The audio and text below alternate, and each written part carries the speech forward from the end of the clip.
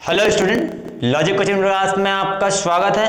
आज हम लोग पढ़ने वाले हैं प्रतिरोधों के संयोजन के अंतर्गत समांतर क्रम संयोजन को। इसके पिछले वीडियो में मैंने आपको श्रेणी क्रम संयोजन को समझा दिया था और ये जो है कक्षा 12 फिजिक्स चैप्टर नंबर 3 विद्युत धारा के अंतर्गत आने वाला एक टॉपिक है। तो हम लोग समांतर क्रम को संयोजन को पहले समझेंगे, उसके बाद समांतर क्रम संयोजन की सहायता से हम लोग तुल्य प्रतिरोध का व्यंजक स्थापित करने वाले हैं। तो अंत तक वीडियो में बने रहिएगा और एक एक चीज को हम लोग समझते जाते हैं कि किस प्रकार से समांतर क्रम में प्रतिरोधों को संयोजित किया जाएगा और उससे तुल्य प्रतिरोध हम लोग कैसे निकालने वाले हैं। तो ध्यान से देखिएगा। तो समांतर क्रम संयोजन को मैं यहाँ पे हेडिंग लिख रहा हूँ, समांतर क्रम संयोजन। तो इसे समझाता हूँ संयोजन।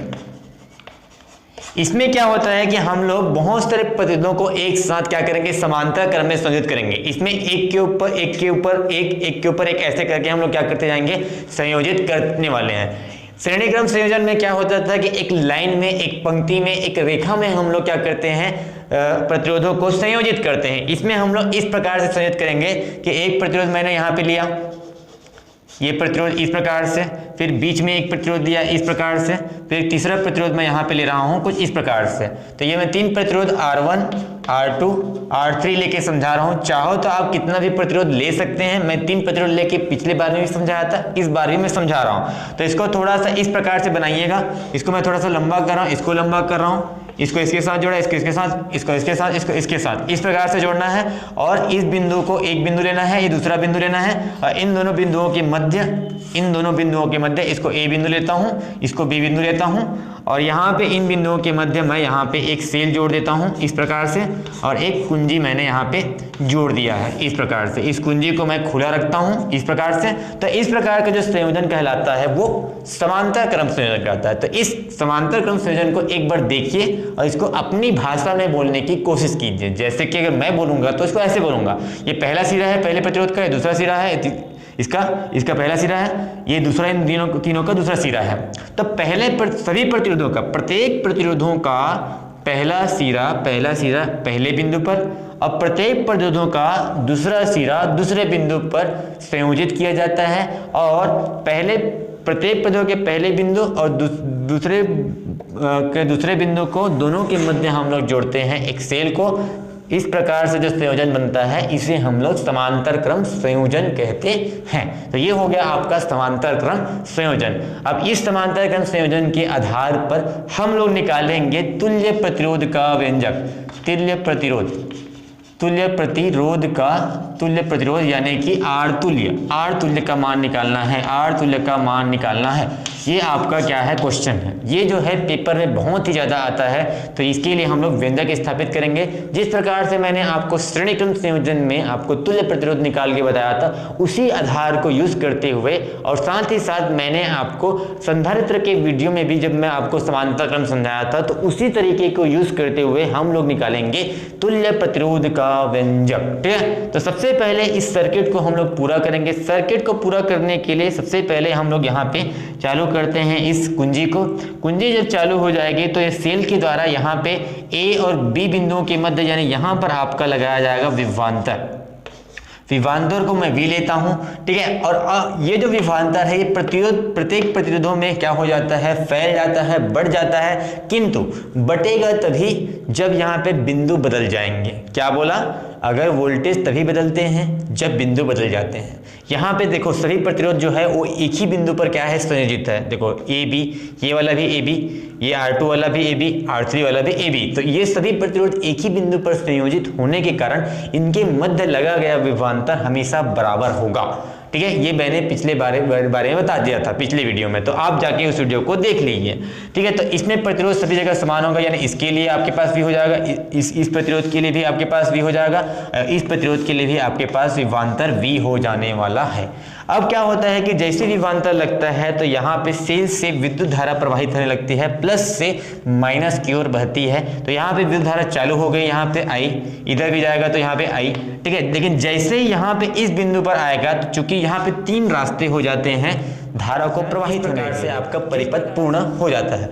अब इस समांतर क्रम संयोजन की सहायता से तुल्य प्रतिरोध यानी R तुल्य का मान निकालेंगे। तो इसके लिए हम लोग इस परिपथ के लिए एक तुल्य परिपथ का निर्माण करेंगे, जो कि हम लोग इस प्रकार से करते हैं कि प्रत्येक प्रतिरोध को एक प्रतिरोध मान लेंगे। कुछ इस प्रकार से मैंने एक प्रतिरोध मान लिया यहाँ पे, और यहाँ पे आपके इस ये बिंदु और ये बिंदु जो है आपका यहाँ पे A और B है, तो मैं AB ले लेता हूँ यहाँ पे इस प्रकार से। इस प्रतिरोध का नाम मैं लूंगा R तुल्य, क्योंकि हम लोग तुल्य परिपथ बना रहे हैं। यहाँ पे तुल्य परिपथ हम लोगों ने बना लिया, ठीक है। अब यहाँ पे हम लोग इन दोनों सिरों के मध्य हम लोगों ने एक सेल को जोड़ा है कुछ इस प्रकार से। यहाँ पे आपके पास एक कुंजी है जो कि यहाँ पे हम लोगों ने बंद कर दी है, जिससे I धारा प्रवाहित होती है पूरे परिपथ में, ठीक है। तो यहाँ से भी आपका I धारा इस प्रकार से प्रवाहित होगा। तो ये हो जाएगा इस परिपथ का एक तुल्य परिपथ, जिससे हम लोग का R तुल्य आपको यहाँ से दिखाई दे रहा होगा। मैंने आपको पिछले वीडियो में जब श्रेणी क्रम बताया था तो मैंने एक बात बताई थी कि आपको अगर तुल्य प्रतिरोध का व्यंजक स्थापित करना है तो आपको देखना पड़ेगा कि इसमें से ऐसा कौन सा मान है जो बाद में बदल रहा होगा। तो आप देख पा रहे होंगे कि जो धारा का मान है I, वो जो मान है वो आपका बदल रहा है, बढ़ रहा है। यानी आपका जो टोटल धारा I है वो आपका I1 plus I2 plus I3 से मिलकर बना हुआ है।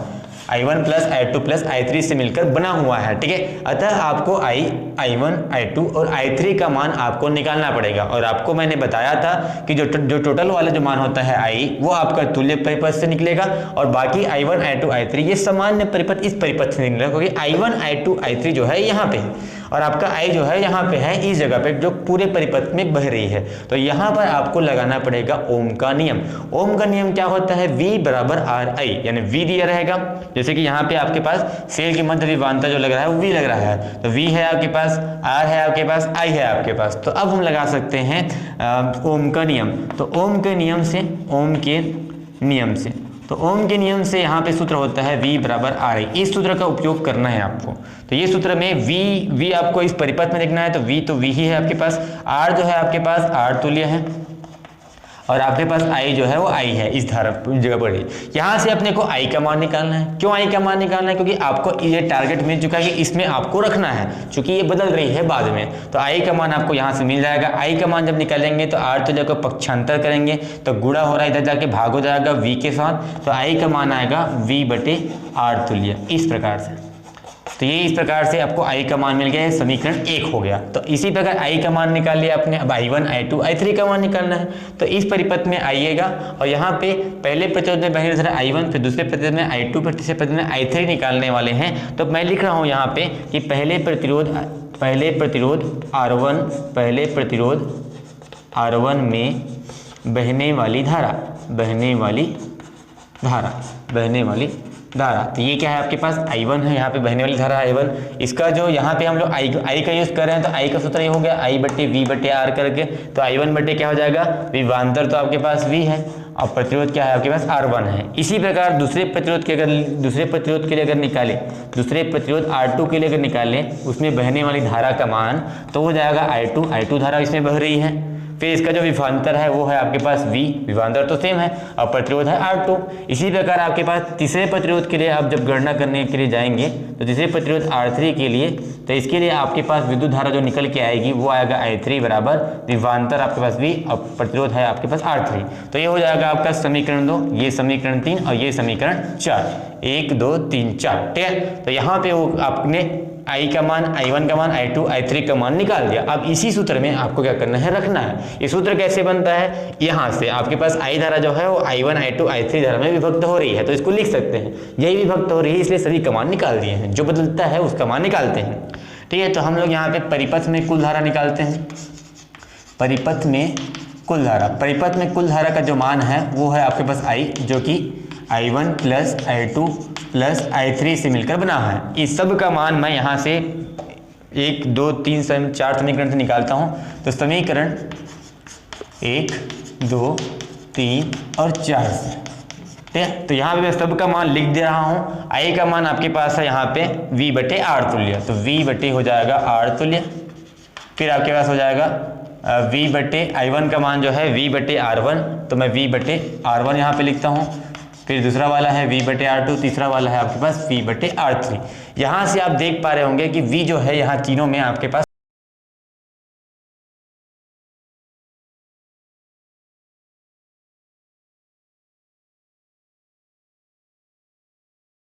समान है तो उसको कॉमन निकाल। हम लोग देख रहे थे कि 1/R1 plus 1/R2 plus 1/R3 बच जाएगा। इधर आपके पास बचेगा V/R तुल्य, ठीक है, इस प्रकार से। ठीक है, तो यहाँ पे V और V कैंसिल हो जाएगा, कट जाएगा, क्योंकि दोनों तरफ क्या है, समान है और गुणा में है।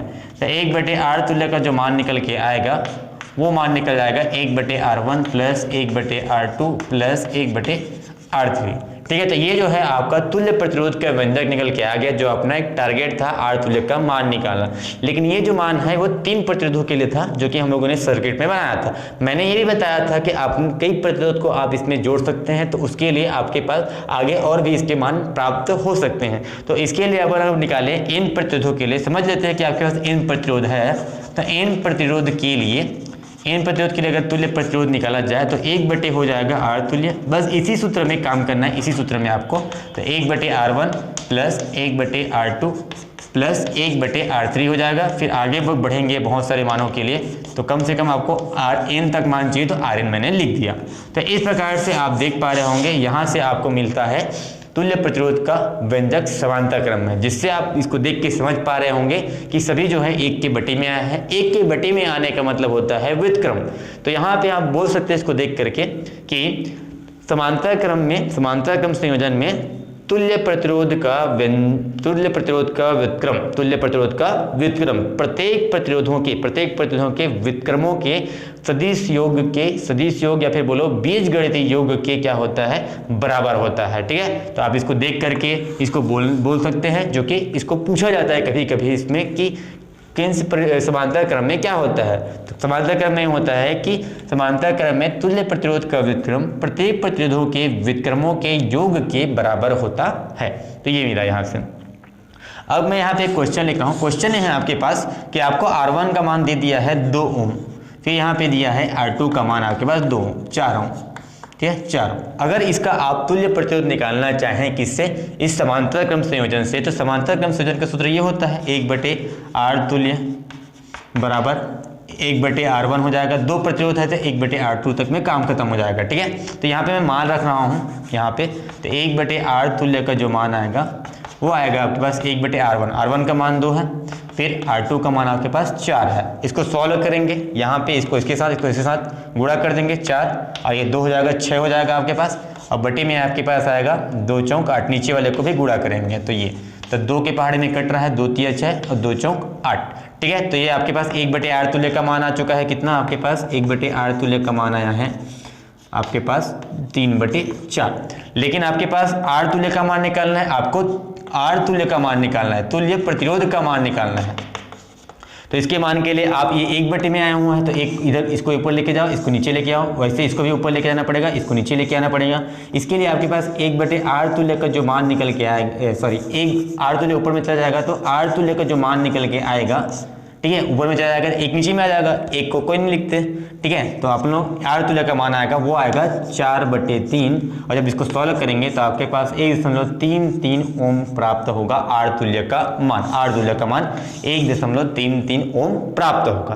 ठीक है, तो इससे एक बात सिद्ध होता है कि आपके पास जो दिए गए प्रतिरोध थे 2 ओम और 4 ओम, इससे जो है छोटा मान निकल के आता है। ठीक है, तो ये बात को याद रखिएगा कि आपके समांतर क्रम संयोजन में तुल्य प्रतिरोध का जो मान आता है वो दिए गए प्रतिरोध से छोटा आता है, जो कि आगे आपको ये चीज़ समझ में आएगा कि मैं इसको क्यों बता रहा हूँ। ये कॉन्सेप्ट है जिसको बहुत लोगों को पता नहीं होता, तो ये चीज़ मैंने आपको बता दिया। ठीक है, तो आपको यह वीडियो समझ में नहीं आया होगा तो आप इस वीडियो को रिवाइंड करके देख सकते हैं। अगले वीडियो में हम लोग मिश्रित क्रम संयोजन को तो पढ़ने वाले नहीं हैं, लेकिन मैं थोड़ा सा इसके बारे में जानकारी बता दूंगा, फिर हम लोग आगे कंटिन्यू क्लास को करने वाले हैं, कुछ और चीज़ हम लोग जानने वाले हैं। ठीक है, तो अगले वीडियो का इंतजार कीजिए। धन्यवाद।